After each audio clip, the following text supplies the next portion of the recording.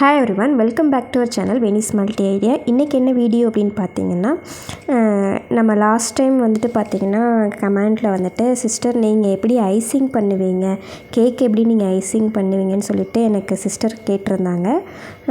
அவங்கக்கிட்ட நான் சொல்லியிருந்தேன்.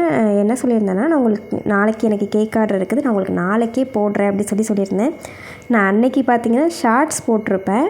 அதோட வந்து லென்த்தி வீடியோ சரி இன்றைக்கி போட்டுடலாம், ஏன்னா வீடியோ எடுத்து 10 டேஸ்க்கு மேலே ஆயிடுச்சு. என்னாச்சுன்னா ஃபேமிலியோட வைரல் ஃபீவர் வந்தாச்சு. அதனால பார்த்திங்கன்னா சுத்தமாக வாய்ஸ் வரல, சளி பிடிச்சிட்டு எல்லாருமே ஃபீவரில் இருந்தோம். வீடியோ பார்த்திங்கன்னா எடிட் பண்ணவே முடியல.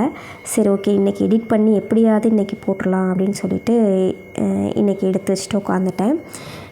என்ன பார்த்திங்கன்னா எனக்கு ஆர்டர் வந்த கேக் வந்துட்டு mixed fruit cake order 1/2 kg கேட்டிருந்தாங்க. சரி ஓகே, அவங்க வந்து நம்மக்கிட்ட ரெகுலராக கேக் வாங்குறவங்க, என்னோடய ஃப்ரெண்டு தான். சரி ரெகுலராக கேக் வாங்கினா சரி ஓகே, எக்ஸ்ட்ரா நம்ம ஒரு 1/4 கிலோ செஞ்சு கொடுக்கலாம் அப்படின்னு சொல்லிட்டு ஒரு 250 கிராம் எக்ஸ்ட்ரா நான் வந்துட்டு பண்ணிகிட்ருக்கேன். மிக்ஸ்டு ஃப்ரூட் கேக் வந்துட்டு இது நான் இப்போ தான் வந்து பார்த்திங்கன்னா ஃபஸ்ட் டைம் பண்ணுறேன். ஏன்னா இதுக்கு முன்னாடி ஆர்டர் எனக்கு வந்ததில்லை. மற்றபடி எல்லா கேக்கும் வரும், மிக்ஸ்டு ஃப்ரூட் கேக் மட்டும் எனக்கு ஆர்டர் வந்ததில்லை. இவங்க தான் எனக்கு ஃபஸ்ட் டைம் கொடுத்தாங்க. சரி ஓகே அப்படின்னு சொல்லிட்டு பண்ணிகிட்ருக்கேன். இப்போ பார்த்திங்கன்னா டோட்டலாக வந்து 750 கிராம் வந்து நான் செய்கிறேன். பார்த்திங்கன்னா பேஸ் வந்து நான் எப்போயுமே எப்படி பண்ணுவேன்னா 1 டே ப்ரேயர் தான் பண்ணுவேன் நான். அது வந்து ப்ரௌன் பேஸாக இருக்கட்டும், ஒயிட் பேஸாக இருக்கட்டும், நான் ரெண்டுமே வந்து பார்த்திங்கன்னா நாள் 1 டே ப்ரேயர் தான் பண்ணுவேன். அப்போ தான் நம்ம வந்துட்டு லேயர் வந்து கட் பண்ணும்போது அந்த க்ரம்ஸ் எல்லாம் வந்துட்டு வெளி வராமல் இருக்கும், செட்டாகி இருக்கும். இதே நீங்கள் வந்து உடனே ப்ரிப்பேர் பண்ணுறீங்க, உடனே டெலிவரி கொடுக்க போகிறீங்க அப்படின்னா பார்த்திங்கன்னா ஒரு 4 மணி நேரம், ஒரு 6 மணி நேரத்துக்கு முன்னாடி நீங்கள் வந்துட்டு பேஸ் பண்ணுறீங்க அப்படின்னா அந்த க்ரம்ஸ் எல்லாம் பார்த்திங்கன்னா நிறைய வெளியில் வரும். இதே வந்து பார்த்திங்கன்னா நீங்கள் 1 டே ப்ரேயர் பண்ணிவிட்டு என்ன பண்ணணும், கூலிங் ஆனோடனே கிளிங் ராப் போட்டு நீங்கள் ஃப்ரிட்ஜில் ஸ்டோர் பண்ணிடலாம். ஃப்ரிட்ஜில் ஸ்டோர் பண்ணிட்டோன்னா அது செட் ஆகிடும். க்ரம்ஸ் வந்து நம்ம மறுநாள் கட் பண்ணும்போது வெளியே வராது. அப்புறம் ஐசிங் எப்படி பண்ணுவீங்கன்னு சொல்லி கேட்டிருந்தீங்களே, நான் என்ன பண்ணுவேன்னா க்ரீம் வந்துட்டு இப்போ ஆர்டர் எனக்கு வருது அப்படின்னா நான் க்ரீம் வந்துட்டு இப்போ 1/2 kg அப்படின்னும் போது 1/2 kgக்கு நான் என்ன பண்ணுவேன், 250 ml கப் இருக்குது இல்லையா, அந்த கப்பில் வந்துட்டு ஒரு கப் எடுப்பேன். அது வந்து எனக்கு வந்து கரெக்டாக இருக்கும். இதே வந்து நம்ம 3/4 கிலோ பண்ண போகிறோம் அப்படின்னும்போது 250 கிராம் ப்ளஸ் வந்துட்டு ஒரு 60 கிராம் வந்து க்ரீம் வந்து எடுத்து விப்பிங் க்ரீம் எடுத்து நம்ம பீட் பண்ணோம் அப்படின்னா எனக்கு வந்துட்டு கரெக்டாக இருந்துச்சு. 3/4 கிலோவுக்கு வந்து நமக்கு வந்து கரெக்டாக இருக்கும். நான் வந்து பார்த்திங்கன்னா க்ரீம் எப்படி பண்ணுவேன்னா அதெல்லாம் பார்த்திங்கன்னா 1 டே ப்ரேயர் வந்து நான் பீட் பண்ணிலாம் வைக்க மாட்டேன். இப்போ கேக் ஆர்டர்ஸ் வந்துருச்சு அப்படின்னா பேஸ் மட்டும் போட்டு 1 டே ப்ரேயர் எடுத்து வச்சுட்டு க்ரீம் வந்து பார்த்திங்கன்னா ஒரு 4 மணி நேரத்துக்கு முன்னாடி வெளியே வச்சுட்டு நான் வந்து கேக் எப்போ வந்து ஐசிங் பண்ண போகிறனோ அதுக்கு ஒரு 1 ஹவருக்கு முன்னாடி வந்துட்டு நான் பீட் பண்ணி எடுத்து வச்சுக்குவேன் கைக்கு. அதையுமே எடுத்து வச்சுட்டு நான் என்ன பண்ணுவேன்னா கிளிங் ராப் போட்டு ஃப்ரிட்ஜுக்குள்ளே ஸ்டோர் பண்ணிடுவேன். எப்போ நான் வந்து கேக் கட் பண்ணிவிட்டு நான் பேஸ்லாம் ரெடி பண்ணி பேஸ் எடுத்து வச்சுட்டு கட் பண்ணிவிட்டு ஐசிங் பண்ணும்போது எடுத்து வெளியே வச்சுக்குவேன். ரொம்ப நேரம் வந்து நம்ம வந்து க்ரீம் வெளியே வைக்க முடியாது. என்ன ஆகும்னா மெல்ட் ஆகிட்டு வர்ற மாதிரி இருக்கும். நம்ம டிசைன் பண்ணுறதுனா வந்து பார்த்திங்கன்னா அப்பப்போ ஃப்ரிட்ஜில் வச்சு எடுத்து பண்ணும்போது நமக்கு வந்து டிசைன் வந்து பண்ண முடியும். இன்றைக்கி வந்து நான் பார்த்திங்கன்னா மிக்ஸ்டு ஃப்ரூட் கேக் தான் பண்ண போகிறேன் அப்படின்றதுனால ஃபஸ்ட்டு நான் என்ன பண்ணேன்னா 3 லேயர் கட் பண்ணி எடுத்து வச்சுக்கிட்டேன். அதுக்கப்புறம் பார்த்திங்கன்னா நார்மலாக வந்து நம்ம கேக் பண்ணும்போது சுகர் சிரப் ரெடி பண்ணுவாங்க. இதே நம்ம மிக்ஸ்டு ஃப்ரூட் கேக்குக்கு நான் என்ன பண்ணுறேன் அப்படின்னா இந்த ஃப்ரூட் காக்டெயில் டின்னு கூட நீங்கள் வாங்கிக்கலாம். அப்படி இல்லை அப்படின்னா நீங்கள் உங்களுக்கு என்ன தேவையான உங்களுக்கு என்ன விருப்பப்படுற ஃப்ரூட்ஸோ அதை என்ன பண்ணணும், சுகர் சிரப்பை எடுத்துகிட்டு அதில் நீங்கள் ஒரு 3 மணி நேரம் 4 மணி நேரம் சோக் பண்ணிக்கலாம். அந்த சோக் பண்ண வாட்டரை வந்து நான் வந்து ஸ்ப்ரெட் பண்ணுறேன். நான் வந்து பார்த்திங்கன்னா ஒரு 3 மணி நேரத்துக்கு முன்னாடியே வந்து பார்த்திங்கன்னா ஃப்ரூட் வந்துட்டு சுகர் சிரப்பில் வந்து சோக் பண்ணி வச்சுக்கிட்டேன். அந்த தண்ணியை தான் நான் வந்து எடுத்து வந்து மேலே வந்து கோட் பண்ணிகிட்டு இருக்கேன். இதே நார்மல் நீங்கள் சுகர் சிரப் கொடுக்குறதா இருந்தாலும் சுகர் சிரப் கொடுக்கலாம். இதே நம்ம ஃப்ரூட் சோக் பண்ணதில் வந்து நம்ம பண்ணும்போது அந்த ஃப்ளேவர் அந்த எசன்ஸ் வந்து நல்லாயிருக்கும், நமக்கு டேஸ்ட்டு சாப்பிடும்போது சூப்பராக இருக்கும். இதே நார்மல் சுகர் சிரப்பில் பண்ணிங்கன்னா அது ஒரு டிஃப்ரெண்ட் டேஸ்ட்டாக இருக்கும். நீங்கள் இந்த மாதிரி பண்ணி பாருங்கள், ரொம்பவே ரிச் டேஸ்ட்டாக இருக்கும், ரொம்ப சூப்பராக இருக்கும். நீங்கள் மிக்ஸ்டு ஃப்ரூட் கேக் பண்ணும்போது பார்த்திங்கன்னா பனானா இப்போ ஆப்பிள் பார்த்திங்கன்னா நம்ம கட் பண்ணி கொஞ்சம் நேரம் வெளியே வச்சாலே வந்துட்டு ஒரு மாதிரி ஒரு எப்படி ஒரு கோல்டன் கலர் மாதிரி அது கலர் வந்து சேஞ்ச் ஆகிட்டு வரும். அது வந்து பார்த்திங்கன்னா நம்ம டெக்கரேஷனுக்கு வந்துட்டு நம்ம யூஸ் பண்ண முடியாது, நல்லா இருக்காது, பார்க்குறதுக்கும் நல்லா இருக்காது, நமக்கு சாப்பிட்றதுக்கும் பனானாவும் ஆப்பிளும் வந்து கேக்குக்கு வந்து அது வந்து நல்லா இருக்காது. அதனால் நான் வந்து அதை யூஸ் பண்ண மாட்டேன். நீங்களும் வந்து மிக்ஸ்டு ஃப்ரூட் கேக் பண்ணுறீங்க அப்படின்னா அது 2 ஃப்ரூட்டையும் வந்து நீங்கள் கட் பண்ணிக்கிறது நல்லது. நீங்கள் வேறு உங்களுக்கு என்னென்ன விருப்பமான ஃப்ரூட்ஸோ நீங்கள் அதை இது பண்ணிக்கலாம். இப்போ நீங்கள் வந்து பட்ஜெட்டாக பண்ணணும் அப்படின்னீங்கன்னா நீங்கள் என்னென்ன ஃப்ரூட்ஸ் வந்துட்டு உங்களுக்கு வந்துட்டு கம்மியாக கிடைக்குதோ அதை நீங்கள் வச்சு மேக் பண்ணிக்கலாம். இல்லை ஓகே நான் ரிச்சாக பண்ணணும், எனக்கு வந்து கஸ்டமருக்கு வந்து நான் ரிச் அண்ட் லுக்காக ராயலாக கொடுக்கணும் அப்படின்னு நினச்சிங்கன்னா நீங்கள் காஸ்ட்லி ஃப்ரூட்ஸ் எல்லாம் வந்து நீங்கள் எடுத்துக்கலாம். நான் வந்து பார்த்திங்கன்னா என்கிட்ட ரெகுலராக எப்போயுமே வாங்குறவங்க அப்படின்றதுனால, என்னோடய ஃப்ரெண்டு அப்படின்றதுனால நான் என்ன பண்ணுவேன்னா மோஸ்ட்லி எல்லாருக்குமே வந்துட்டு நீட்டாக கொடுக்கணும். அப்போ தான் வந்து நம்ம அடுத்து நம்மக்கிட்ட நம்மளை தேடி வருவாங்க, மறுபடியும் நமக்கு கேக் வேணும் அப்படின்னு சொல்லிட்டு வருவாங்க. அதனால் நான் என்ன பண்ணேன்னா எனக்கு பிடிச்ச பழங்கள் வாங்கினேன். அதே மாதிரி அவங்களும் என்கிட்ட எனக்கு இந்தந்த ஃப்ரூட்ஸ் எல்லாம் எனக்கு கம்பல்சரி வேணும் அப்படின்னு கேட்டிருந்ததுனால நான் அந்தந்த ஃப்ரூட்ஸ் எல்லாம் நான் வாங்கி பண்ணுறேன். உங்களுக்கு பட்ஜெட்டாக பண்ணணுன்னா நீங்கள் அதுக்கேற்ற மாதிரி ஃப்ரூட்ஸ் வாங்கிக்கலாம். இல்லை உங்களுக்கு அவங்க எப்படி பட்ஜெட்டில் கேட்குறாங்களோ நீங்கள் அந்த மாதிரி வாங்கிக்கோங்க.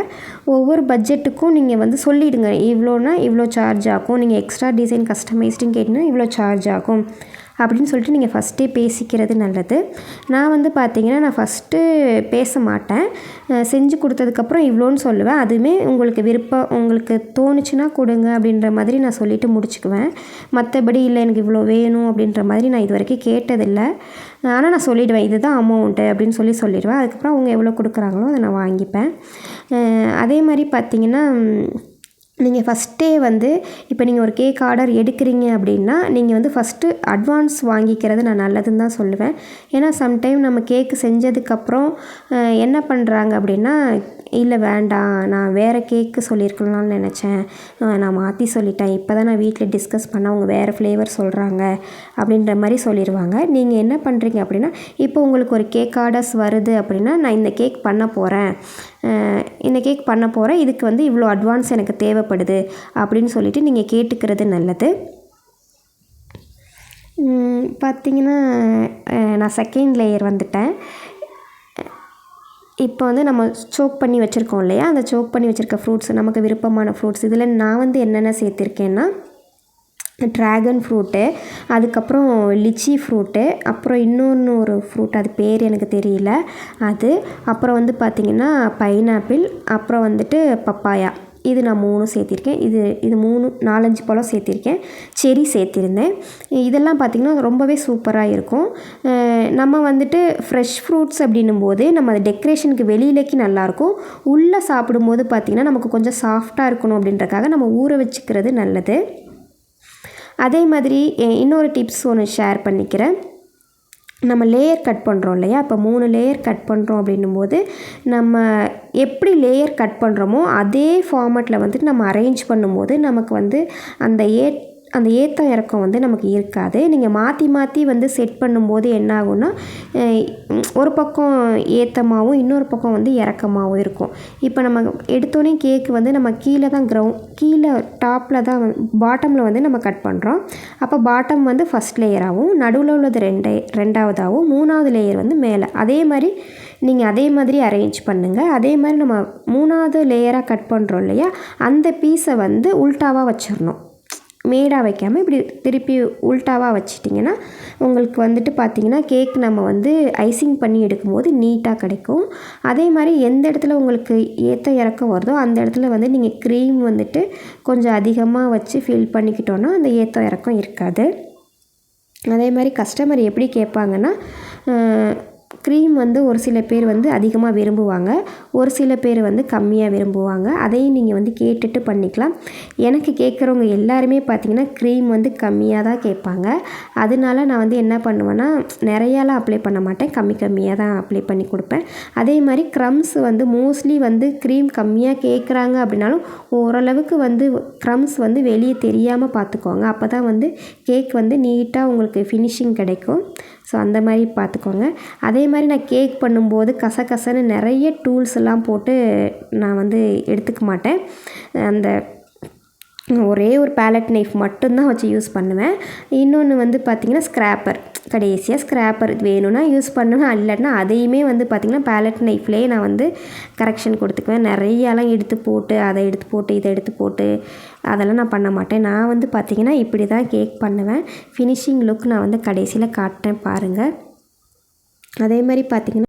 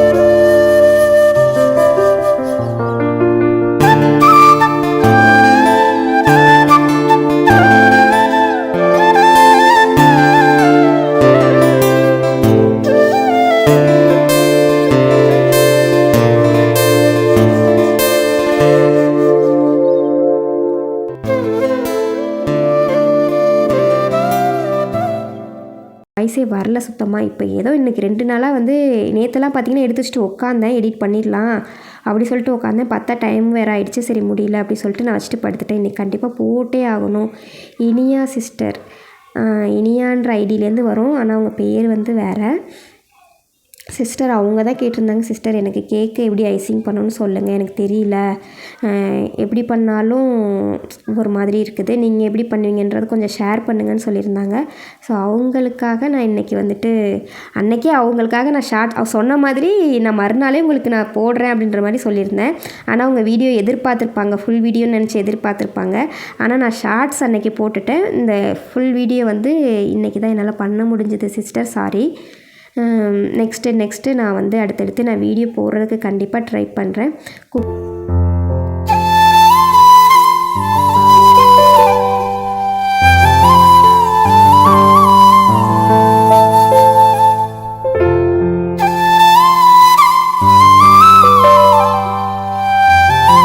இடையில் கண்டிப்பாக கேக் ஆர்டர்ஸ் வந்துச்சுன்னா கண்டிப்பாக இந்த மாதிரி ஒரு வீடியோ எனக்கு தெரிஞ்ச மாதிரி நான் இதை எடுத்து போடுறேன். இப்போ மிக்ஸ்டு ஃப்ரூட் கேக் அப்படின்றதுனால ஃப்ரூட் வந்து கட் பண்ணிகிட்ருக்கோம். இதெல்லாம் பார்த்திங்கன்னா என் வீட்டுக்கார் தான் வந்துட்டு ஃப்ரூட் கட் பண்ணி கொடுக்குறாரு. இந்தந்த டிசைனில் வந்துட்டு மேலே டெக்கரேஷன் பண்ணலாம் அப்படின்னு சொல்லிட்டு கட் பண்ணி வச்சுருக்கோம். இந்த டெக்கரேஷன் பண்ணுறதுக்கு நாங்கள் வீடியோவில் காட்டியிருக்கேன். இந்தந்த ஃப்ரூட்ஸ் எல்லாம் வந்து நான் இப்படி கட் பண்ணியிருக்கோம் அப்படின்னு சொல்லிட்டு எப்படி இருக்குன்னு சொல்லுங்கள். இதே மெத்தடில் தான் வந்துட்டு கேக்கில் அரேஞ்ச் பண்ணணும் அப்படின்றதுக்காக நாங்கள் என்ன பண்ணோன்னா பிளேட்டில் சும்மா வச்சு அரேஞ்ச் பண்ணி பார்த்தோம். இப்போ பார்த்திங்கன்னா நான் க்ரீம் வந்து பார்த்திங்கன்னா இந்த அளவுக்கு தான் கொடுத்துருந்தேன். அதுக்கப்புறம் பார்த்திங்கன்னா சரி ஒரு தடவை வந்து உள்ளே செட் பண்ணி எடுத்தாச்சு, 20 மினிட்ஸ் பக்கம் வச்சு எடுத்தாச்சு. அடுத்து 20 மினிட்ஸுக்கு பார்த்திங்கன்னா நான் ஐசிங் பண்ணி திரும்ப நம்ம வந்து என்ன பண்ணோம், ஒரு 10 நிமிஷம் உள்ளே வச்சு எடுத்துகிட்டு அதுக்கப்புறம் ஹாட் வாட்டரில் வந்து நான் நைஃப் டிப் பண்ணி என்ன பண்ணிடுவேன்னா ஃபினிஷிங் கொடுப்பேன், கிளாஸ் ஃபினிஷ் கொடுப்பேன். அது ரொம்ப நல்லாயிருக்கும் பார்க்குறதுக்கு.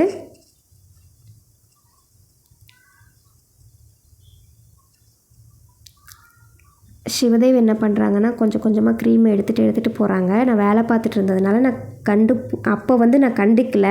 இப்போ எனக்கு வீடியோ பண்ணும்போது தான் நான் பார்க்குறேன். அதை தூக்கிட்டு ஓடுறாங்க.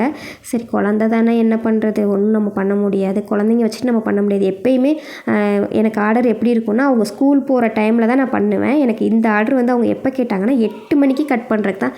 நீ பொறுமையாக பண்ணி கொடுவேனின்னு சொன்னாங்க. என்னோடய ஃப்ரெண்டு தான். பொறுமையாக பண்ணி கொடு, ஒன்றும் அவசரம் இல்லை அப்படிங்கிறாங்க. அதனால நான் 8 மணிக்கு பண்ணதுனால குட்டீஸ் பக்கத்தில் இருந்துட்டு இந்த வேலை பார்த்துட்டு இருந்தார். அதுக்கப்புறம் பார்த்திங்கன்னா நான் எப்படி பண்ணுவேன் அப்படின்னா ஹாட் வாட்டர் இருக்குல்ல, அதில் வந்து பேலட் நைஃப் என்னோடய மேம் வந்து இப்படி தான் சொல்லி கொடுத்துருக்காங்க எனக்கு. பேலட் நைஃப் டிப் பண்ணிவிட்டு நம்ம அதில் வந்துட்டு மேலே கொடுக்கும்போது இது ஸ்ப்ரெட் பண்ணி எடுக்கும்போது பார்த்திங்கன்னா கிளாஸ் ஃபினிஷ் வந்து நமக்கு கிடைக்கும். கொஞ்சோண்டு எக்ஸஸ் க்ரீம் வந்து எனக்கு கிடச்சிது. அது வந்து மறுநாள் தம்பி வரேன்னு சொல்லியிருந்தாங்க. சரி அவங்க வந்து நான் இத்தனை நாள் கேக்கு பண்ணுறேன், தம்பிக்கு நான் கொடுத்ததே இல்லை. ஏன்னா அவன் வரும்போது கேக்கு பண்ணுறது கிடையாது.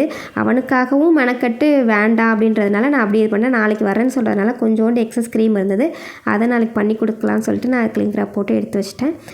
நான் ஃபினிஷிங் பார்த்திங்கன்னா ஒயிட் பேஸுக்கு இந்த மாதிரி கொடுப்பேன்.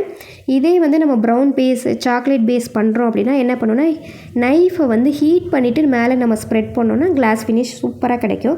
கண்டிப்பாக நான் என்ன பண்ணுறேன், நெக்ஸ்ட் டைம் வந்து எனக்கு சாக்லேட் கேக் வந்ததுன்னா நான் அதை எப்படி வந்துட்டு ஃபினிஷ் பண்ணி கிளாஸ் ஃபினிஷ் காட்டுறேன் அப்படின்றத நான் நெக்ஸ்ட் வீடியோவில் ஷேர் பண்ணுறேன். ஒயிட் பேஸ்க்கு பார்த்திங்கன்னா நான் இந்த மாதிரி தான் ஷைனிங் கொடுப்பேன். க்ரீம் வந்து இந்த அளவுக்கு உங்களுக்கு போதுமானதாக இருக்கும்னு நினைக்கிறேன். அவங்க வந்து ரொம்ப ரொம்ப க்ரீம் கம்மியாக கேட்பாங்க. எனக்கு வந்துட்டு க்ரீமே இல்லாமல் கூட வெண்ணிலா பேஸ் மட்டும் கொடுத்தா கூட எனக்கு ஓகே தான் வேணி அப்படின்னு சொல்லுவாங்க. அது எப்படிக்கா கொடுக்குறது, டிசைன் பண்ணணும்ல, அப்போ தானே க்ரீம் கொஞ்சமாவது நமக்கு வேணும்ல அப்படின்னு சொல்லுவேன்.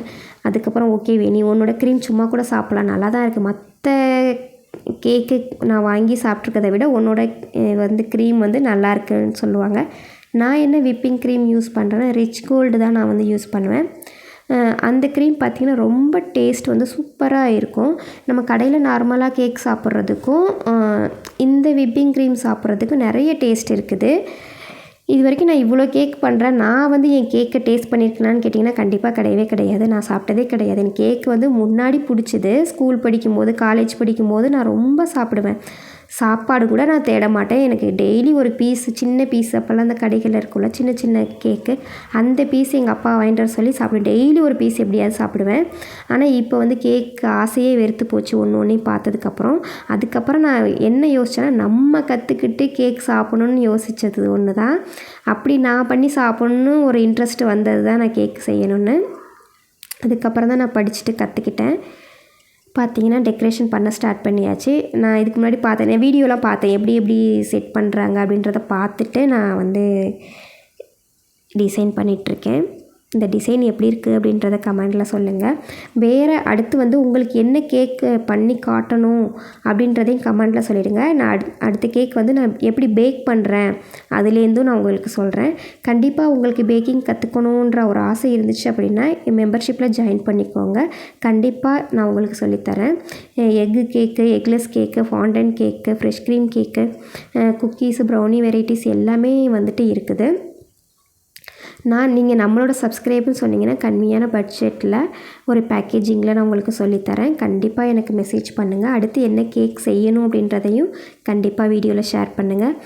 நான் அடுத்து பார்த்திங்கன்னா நான் வயர்லெஸ் மைக் வாங்கலான் இருக்கேன். ஏன்னா அதுன்னும் போது நான் செய்யும்போதே ஒவ்வொரு டிப்ஸையும் நான் உங்கள்கிட்ட கண்டிப்பாக ஷேர் பண்ணிடலாம். இது தனியாக ஒரு வீடியோ எடுத்துகிட்டு அதுக்கப்புறம் உட்காந்து வாய்ஸ் ஓவர் கொடுக்குறது கொஞ்சம் கஷ்டமாக இருக்குது. இது பார்த்திங்கன்னா 12 நாளைக்கு முன்னாடியே எடுத்த வீடியோ. நான் இப்போ தான் உட்காந்து எடிட் பண்ணிகிட்ருக்கேன்.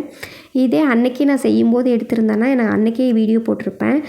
நிறைய எப்படி சொல்கிறது, முன்னாடி மாதிரி இன்ட்ரெஸ்ட்டே இல்லை வீடியோ பண்ணுறதுக்கு. எனக்கு ரொம்ப உடம்பும் ஒரு மாதிரி இருக்குது.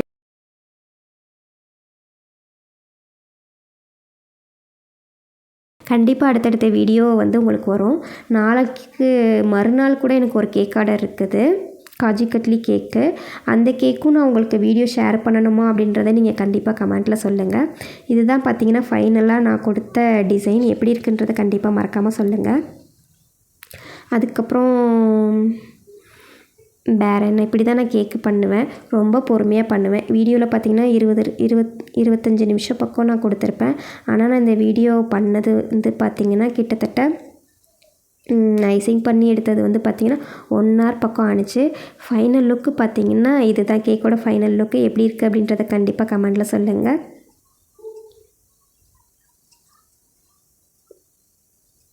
ஓகே, ஃப்ரூட் கேக்கு நம்ம வெளியில் வச்சு எடுக்கும்போது கொஞ்சம் நல்லாயிருக்கும் அப்படின்னு நினச்சி யோசித்தேன். அதுக்கப்புறம் பார்த்திங்கன்னா வெளியில் வந்துட்டு வச்சு ஒரு ஃபோட்டோ ஷூட் எடுத்துக்கிட்டேன். அதுக்கப்புறம் பார்த்திங்கன்னா பேக்கிங் தான். இன்னொரு விஷயம் சொல்லணும்னு நினச்சேன். நம்ம வந்து எப்பயுமே வந்து நம்ம ஓனாக பிஸ்னஸ் பண்ணுறோம் அப்படின்னும்போது நம்ம லோகோ போட்டு நம்ம பிரிண்ட்டு நம்மளே தனியாக ஓனாக ஒரு ஐடியா யோசித்து நம்ம பேக்கிங் பண்ணுறது ரொம்ப நல்லாயிருக்கும். இது